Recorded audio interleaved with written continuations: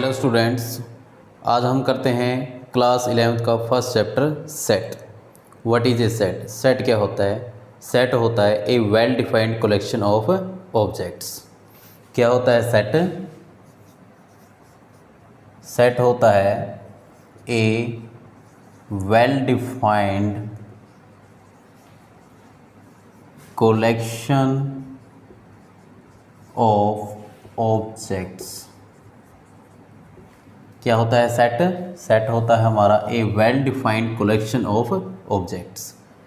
ये जो कंसेप्ट दिया गया है वेल डिफाइंड, इसको अच्छी तरह समझने के लिए हम कुछ एग्जांपल लेते हैं जिससे आपको सेट की डेफिनेशन अच्छी तरह समझ में आ जाए। फर्स्ट एग्जांपल हमने लिया, all natural numbers less than 10। All natural number less than 10। 1 2 3 4 5 6 7 8 9। Natural number less than 10 क्या होंगे हमारे? 1 से लेकर 9 तक। ये एक वेल डिफाइंड कलेक्शन है। क्यों है? क्योंकि यहाँ पर एवरी पर्सन डेफिनेटली बता सकता है कि 10 से जो कम नेचुरल नंबर होंगे वो कौन कौन से होंगे। तो ये वेल डिफाइंड कलेक्शन है, तो ये क्या होगा? हमारा सेट होगा। सेकंड एग्जांपल मैंने लिया, the collection of all writers of India. इस एग्जाम्पल में क्या दिया गया है? कलेक्शन दी गई है ऑल राइटर की ऑफ इंडिया की, तो ये भी क्या होगा? एक सेट होगा, क्योंकि ये एक वेल डिफाइंड कलेक्शन है। यहाँ पर सभी राइटर की बात की गई है, ठीक है ना? तो ये क्या होगी कि वेल डिफाइंड कलेक्शन होगी। इसमें आप अच्छे राइटर भी हो सकते हैं, फेमस राइटर भी हो सकते हैं, या अनफेमिलियर राइटर भी हो सकते हैं। तो इसमें क्या होगा? ये एक वेल डिफाइंड कलेक्शन होगी, तो ये क्या होगा? हमारा एक सेट होगा। थर्ड क्या है? अगर मैं इस एग्जाम्पल को ऐसे लिखूं, the collection of most 10 talented writers of India. इसमें क्या लिखा है कि जो कलेक्शन दी गई है वो क्या दी गई है? Most 10 talented writer of India. यहाँ पर मोस्ट 10 टैलेंटेड राइटर की बात की गई है, तो ये हमारा सेट नहीं होगा। क्यों नहीं होगा? क्योंकि ये एक वेल डिफाइंड कलेक्शन नहीं है। और वेल डिफाइंड कलेक्शन क्यों नहीं है? क्योंकि यहाँ पर जो मोस्ट 10 टैलेंटेड राइटर की बात की गई है, यानी कि टैलेंटेड राइटर को चूज़ करने का जो क्राइटेरिया होता है वो पर्सन टू पर्सन वेरी करता है। इसका मतलब क्या है कि वो डिफरेंट पर्सन के लिए डिफरेंट होते हैं। कुछ पर्सन क्या करेंगे? उसको टैलेंटेड मानेंगे और कुछ उसको टैलेंटेड नहीं मानेंगे। तो ये एक वेल डिफाइंड कलेक्शन नहीं है, तो ये एक सेट नहीं होगा। मैं एक एग्जांपल और लेता हूँ, the collection of our past prime minister. यहाँ पर कलेक्शन दी गई है of our past prime minister, हमारे जितने भी प्राइम मिनिस्टर हो चुके हैं आज तक उनकी कलेक्शन। तो ये भी क्या है? एक वेल डिफाइंड कलेक्शन है, तो ये भी क्या होगा? एक सेट होगा। अगर मैं इसको ऐसे लिखूं, द कलेक्शन ऑफ आवर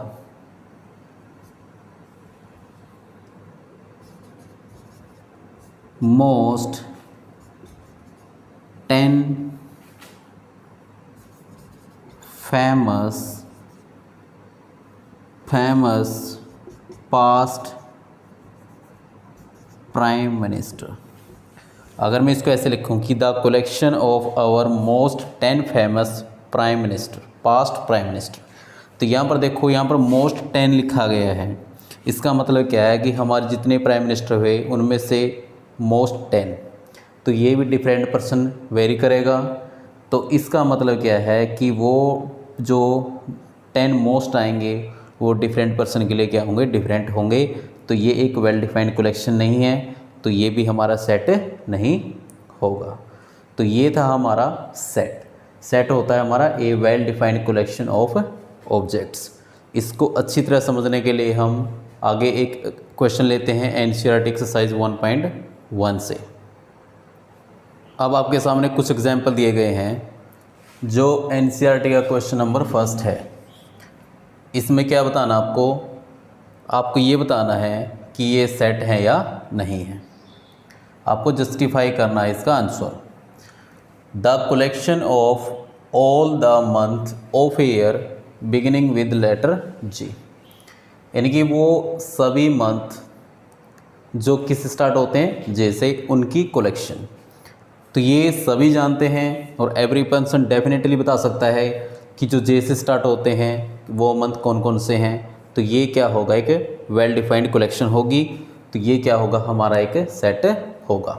उसके बाद नेक्स्ट क्या है, the collection of most 10 talented writer of India. हम ये कर चुके हैं। यहाँ पर क्या है, 10 की बात की गई है जो most 10 talented writer of India हैं। तो ये एक वेल डिफाइंड कलेक्शन नहीं है, तो ये क्या है, एक सेट नहीं है। उसके बाद थर्ड एग्जाम्पल क्या है, a team of 11 best cricket batsman of the world. ये भी क्या है, एक वेल डिफाइंड कलेक्शन नहीं है, क्योंकि यहाँ पर बेस्ट क्रिकेट बैट्समैन की बात की गई है। क्योंकि ये जो क्राइटेरिया आएगा बेस्ट बैट्समैन को चूज़ करने का, वो पर्सन टू पर्सन वेरी करेगा। क्योंकि डिफरेंट पर्सन क्या करेंगे, कुछ पर्सन उसको बैट्समैन को अच्छा मानेंगे, बेस्ट मानेंगे, और कुछ पर्सन उसको बैट्समैन को अच्छा नहीं मानेंगे। तो इसीलिए ये क्या है, एक वेल डिफाइंड कलेक्शन नहीं है, तो ये भी एक सेट नहीं होगा। उसके बाद नेक्स्ट क्या है, the collection of all boys in your class. आपकी क्लास में सभी बॉयज़ का कलेक्शन, तो ये क्या है कि वेल डिफाइंड है, क्योंकि यहाँ पर सभी लड़कों की कलेक्शन की बात की गई है। डेफिनेटली आप बता सकते हो कि ये जो बॉयज़ है आपकी कलेक्शन से है या नहीं है। तो ये एक वेल डिफाइंड कलेक्शन होगी, तो ये हमारा क्या होगा, एक सेट होगा। उसके बाद नेक्स्ट क्या है, the collection of all natural number less than 100 से कम सभी नेचुरल नंबर। ये भी डेफिनेटली क्या होगा, सभी को पता होगा कि जो 100 से कम होंगे वो नेचुरल नंबर कौन कौन से होंगे। तो ये क्या है, एक वेल डिफाइंड कलेक्शन होगी। तो ये क्या होगी, एक वेल डिफाइंड कलेक्शन। तो ये हमारा क्या होगा, एक सेट होगा। उसके बाद नेक्स्ट क्या है, एक collection of novels written by the writer Munshi Premchand. Munshi Premchand के द्वारा जो नावल लिखे गए हैं उनकी कलेक्शन। ये भी क्या है, एक वेल डिफाइंड कलेक्शन है, क्योंकि यहाँ पर प्रेमचंद के द्वारा लिखे गए सभी नावल की बात की गई है। तो ये क्या है, एक वेल डिफाइंड कलेक्शन है। उसके बाद नेक्स्ट क्या है, the collection of all even integer. All even integer, यहाँ पर ऑल इवन इंटीजर की बात की गई है, तो ये भी क्या है, एक वेल डिफाइंड कलेक्शन है। उसके बाद क्या है, the collection of question in this chapter. किसी चैप्टर में कितने क्वेश्चन हैं, तो ये भी क्या है, एक वेल डिफाइंड कलेक्शन है। ठीक है ना, तो ये भी क्या होगा, हमारा एक सेट होगा। उसके बाद एक collection of most dangerous animal of the world. Most dangerous animal, यहाँ पर मोस्ट डेंजरस एनिमल की बात की गई है, तो ये क्या है, एक वेल डिफाइंड कलेक्शन नहीं है। क्यों नहीं है, क्योंकि यहाँ पर जो एनिमल होगा उनको जो क्राइटेरिया होगा चूज़ करने का कि वो डेंजरस है या नहीं है, वो डिफरेंट पर्सन टू डिफरेंट होगा, क्योंकि पर्सन टू पर्सन वेरी करेगा वो। ठीक है ना, वो सबके लिए डेंजरस नहीं होंगे, कुछ के लिए डेंजरस होंगे। तो ये एक वेल डिफाइंड कलेक्शन नहीं है, तो ये हमारा सेट नहीं होगा। मैं उम्मीद करता हूँ आपको सेट अच्छी तरह समझ में आ गया होगा कि सेट होता क्या है। सेट क्या होता है, a well defined collection of objects. अब हम इसमें करते हैं कि जो नोटेशन क्या होगी, नोटेशन यानी कि जो सेट है, सेट को हम क्या लिखते हैं, सेट को हम क्या नोटेशन देते हैं, कैपिटल लेटर से, XYZ ABC। तो ये नोटेशन होती है हमारी सेट की। और जो इसके एलिमेंट होते हैं, सेट के जो एलिमेंट होते हैं उनकी नोटेशन होती है स्मॉल लेटर ABCXYZ। जैसे कि अगर स्मॉल a इसका मेंबर है या एलिमेंट है किसका, कैपिटल A का, तो उसको मैं कैसे लिखूँगा, A बिलोंग टू A लिखूँगा। अगर मेंबर नहीं है तो उसको मैं लिखूँगा A does not belong to A। ठीक है, तो अगर मैं नोटेशन देखता हूँ सेट की, यानी कि सेट को कैसे डिनोट करता हूँ, तो कैपिटल लेटर से डिनोट करता हूँ और उसके जो एलिमेंट्स हैं उनको मैं स्मॉल लेटर से डिनोट करता हूँ। अब कुछ पर्टिकुलर लेटर होते हैं जो मैथ के अंदर यूज़ किए जाते हैं नोटेशन के लिए, किसकी, सेट की नोटेशन के लिए, हम उनको देखते हैं। इनमें कुछ लेटर ऐसे हैं, जैसे फर्स्ट क्या है, Z। तो Z को मैं क्या लिखता हूँ, set of all integer, set of all integer. अगर मैं इसको यहाँ से लिखूँ, अगर मैं इसको ऐसे लिखूँ Z प्लस, तो इसका क्या मतलब होगा, set of all positive integer. N का क्या मतलब होता है, set of all natural numbers. Q का क्या मतलब होता है, set of all rational number. R का क्या मतलब होता है, set of all real number. तो ये कुछ पर्टिकुलर लेटर हैं जो सेट को क्या करते हैं, डेनोट करते हैं। अब हम नेक्स्ट पढ़ते हैं कि सेट को रिप्रेजेंट कैसे किया जाता है। सेट को हम दो तरीके से रिप्रेजेंट कर सकते हैं, सेट को हम दो तरीके से रिप्रेजेंट कर सकते हैं। रिप्रेजेंटेशन ऑफ सेट्स, इसके दो तरीके हैं। फर्स्ट तरीका क्या है, रोस्टर फॉर्म। फर्स्ट तरीका क्या है, रोस्टर फॉर्म, या इसको हम टेबुलर फॉर्म भी बोल देते हैं, टेबुलर फॉर्म। इसका मतलब क्या होता है, जो सेट के एलिमेंट होते हैं हम उसको ब्रेसिस के अंदर लॉक कर देते हैं विद कोमाज। जैसे इंग्लिश अल्फ़ाबेट के अंदर कितने वावल होते हैं, 5 होते हैं। अगर उसको मैं ऐसे लिखूँ AEIOU, अगर मैं इस तरीके से लिखूँगा तो इसका मतलब क्या है, ये सेट की कौन सी फॉर्म है, रोस्टर फॉर्म है। ठीक है, अगर मैं ऐसे लिखूँ कि 5 से कम ऑल नेचुरल नंबर, 5 से कम ऑल नेचुरल नंबर, तो वो कौन से होंगे, 1 2 3 4। अगर मैं इसको ऐसे लिखूँगा तो ये भी क्या होगी, सेट की हमारी रोस्टर फॉर्म होगी। जो सेकंड फॉर्म क्या होती है रिप्रेजेंट करने की, इसकी सेकंड फॉर्म होती है इसकी सेट बिल्डर फॉर्म। कौन सी फॉर्म होती है, set builder form, set builder form. इसका क्या मतलब होता है कि जो सेट के एलिमेंट होते हैं वो अपनी एक अलग सी प्रॉपर्टी रखते हैं, बिल्कुल अलग, ठीक है ना, वो अलग प्रॉपर्टी रखते हैं जो बाहर का एलिमेंट नहीं रखता।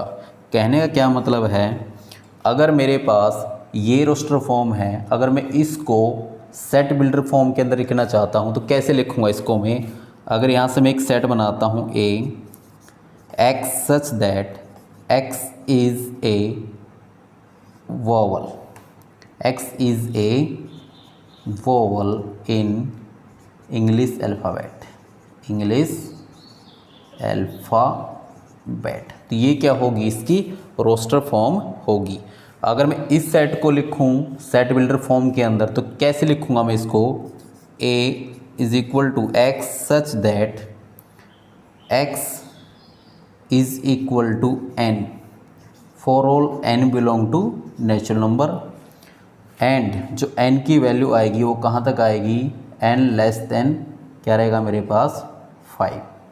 ठीक है, तो ये क्या रहेगी, इसकी सेट बिल्डर फॉर्म रहेगी, क्योंकि N की वैल्यू क्या है, 5 से कम है तो 5 से कम कौन कौन से नेचुरल नंबर होते हैं, 1 2 3 4। और यहाँ पर मैंने लिखा x such that x equal to n, यानी कि n की जगह मैं 1 रखूँगा तो 1 आएगा, 2 रखूँगा तो 2, 3 रखूँगा तो 3 और 4 रखूँगा तो 4। इसको मैं एक तरीके से लिख सकता हूँ कि n की जो वैल्यू आएगी वो लेस देन इक्वल टू क्या आ सकती है मेरी, 4 भी आ सकती है। ठीक है, तो ये थी रिप्रेजेंट करने के दो तरीके सेट को, एक था हमारा रोस्टर और दूसरा क्या था हमारा सेट बिल्डर फॉर्म। ठीक है, इस पे हम कुछ एग्जांपल लेते हैं जिससे आपको अच्छी तरह सेट को रिप्रेजेंट करना आ जाए रोस्टर फॉर्म के अंदर और सेट बिल्डर फॉर्म के अंदर। तो आपके सामने क्वेश्चन है, क्वेश्चन नंबर 3 एक्सरसाइज 1.1 NCERT। आपको इसको रोस्टर फॉर्म के अंदर लिखना है। किस में लिखना है, रोस्टर फॉर्म के अंदर। जो फर्स्ट दिया गया है x such that x is an integer and जो x की वैल्यू 7 से कम है और -3 से ज़्यादा है और -3 के बराबर है।